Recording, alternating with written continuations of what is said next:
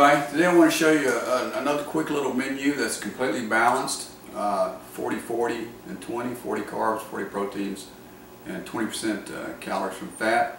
To get into this video, I'll have a snapshot from my Excel spreadsheet. But I know you've already watched my video on planning menus with Excel and counting calories. But anyway, this is just another menu option. It's a great salad, totally balanced. I'm going to grab the camera here.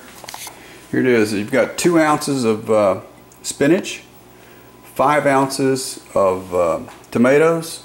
You've got 1/2 of one of these little tuna fish cans, that you get at the supermarket, and then you have a 1/4 ounce of chopped almonds here. Okay. Oh, sorry about my thumb in there. So anyway, that's going to be your salad. As far as if you notice, I don't have any salad dressing on here because I couldn't get it to balance out that way.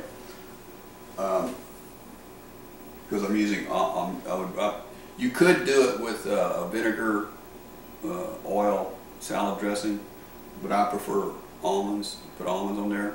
So as far as what I'm going to seasoning on there, I love balsamic vinegar. Basically, it's calorieless. So you can use, I'm going to use all the balsamic vinegar that I want on this recipe as far as to spice it up a little bit. As I mentioned before, you really need to get one of these digital scales, because that's how I'm able to do this. I'm able to weigh everything out. And I just want to give you a little tip.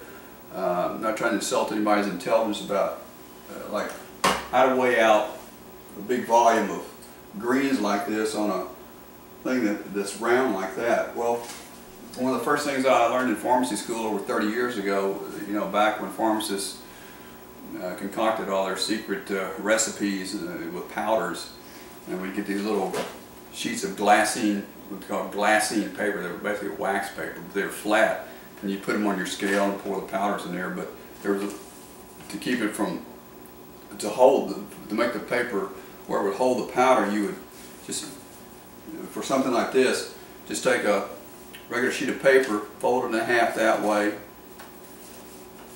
fold it in half this way, and then turn your, make sure the scale is off. Okay, then you put that on there and you turn it on again. Wait for it to warm up. No, actually you gotta turn it off. It has to be on a flat surface, I think. Okay, you put that on there. Now it's going to weigh the paper, but you want it zeroed out, so you would press